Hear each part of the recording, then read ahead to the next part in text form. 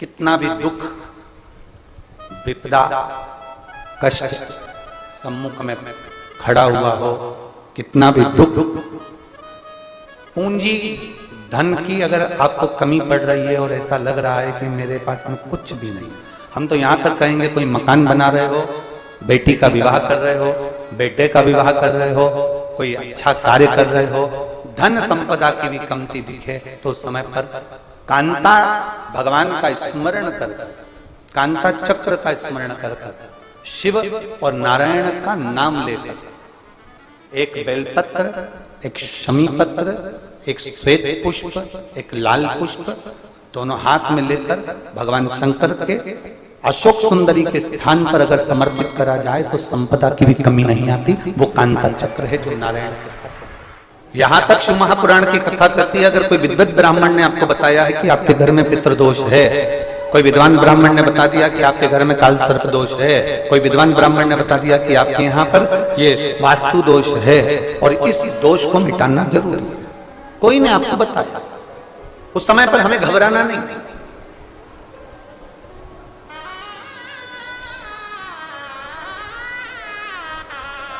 उस समय में घबराने का क्रम नहीं है। कहते हैं पीपल का जो जल झड़ता है पीपल के वृक्ष से, आप लोगों ने कभी देखा है कि नहीं देखा, वो हमको नहीं मालूम। कितना भी अगर कोई वास्तु दोष बता दिया, पितृ दोष बता दिया, काल सर्प दोष बता दिया, कितना भी अगर कोई दोष बता दे, तो पीपल का जो जल वृक्ष में से झड़ता है, कभी कभी आप उसके नीचे हाथ रखकर देखना, थाली रखकर देखना, उसमें पत्थर पर देखना, तो वहां पर भी पानी के निशान आपको मिलेंगे, बूंद के निशान मिलेंगे।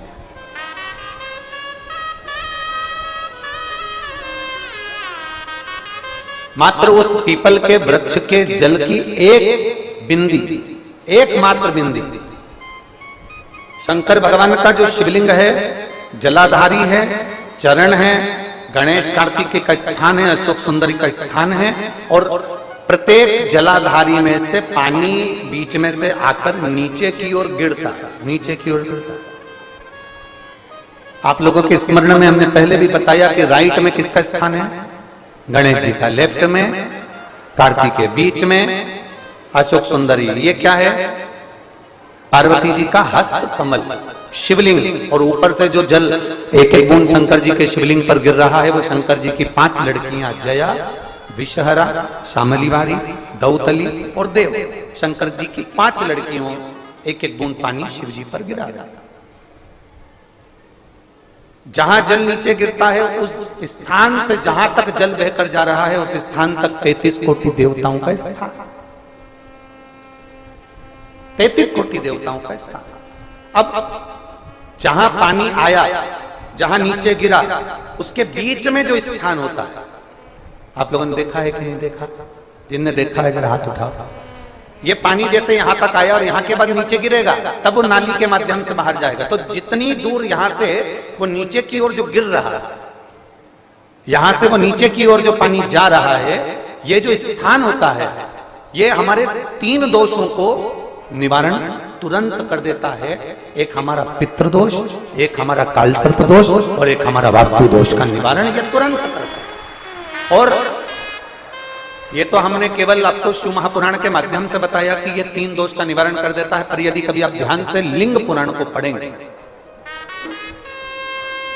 आप यदि लिंग पुराण को पढ़ेंगे और गीता प्रेस गोरखपुर की लिंग पुराण को लाकर यदि आप पढ़ते हैं, या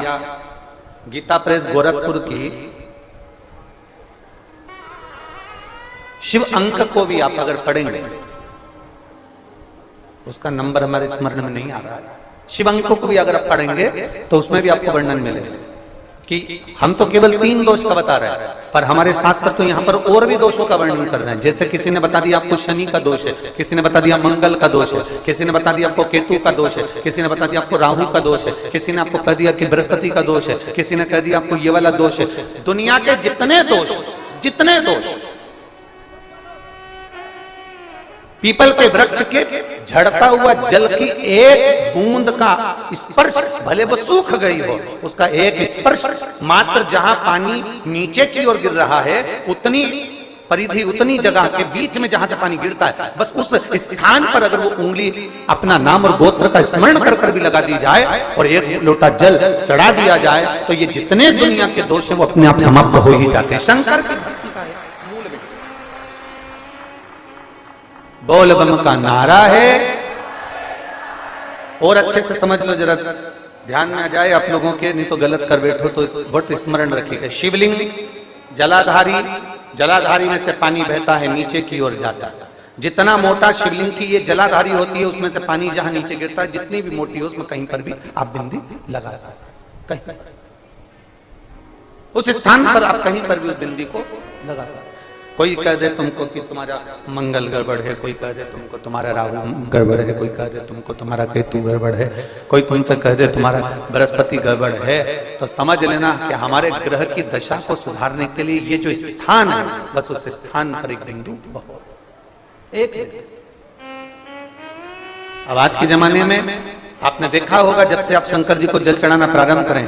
जब से आपने शिव महापुराण की कथा सुनना प्रारंभ करी, तब से आपने सुना होगा कि कोई भी अब ज्यादा आपको सुनने को नहीं मिलता कि वास्तु दोष हो गया, कि पितृदोष हो गया, कि कालसर्प दोष हो गया। इसके पहले का जो समय था, उस समय किसी को भी पत्रिका दिखाओ, किसी के पास भी जाओ, वास्तु दोष, कालसर्प दोष, पितृदोष, ये सारे दोष चलते रहते थे। पर तुमने जो एक लोटा जल शंकर भगवान को समर्पित करा, तुम्हारा चढ़ा हुआ जल उसी स्थान से नीचे गिर रहा है जहां हमने बिंदी लगाने का बताया, वहां से नीचे गिर रहा है, तो तुम्हारा दोष जल चढ़ाते चढ़ाते अपने आप वो दोष समाप्त होता चलेगा।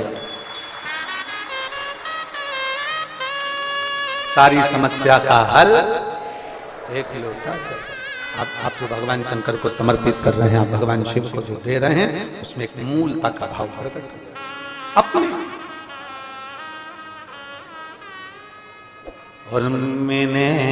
तेरे ही भरोसे बाबा, तेरे ही भरोसे हवा विच उड़ती जावांगी बाबा, डोर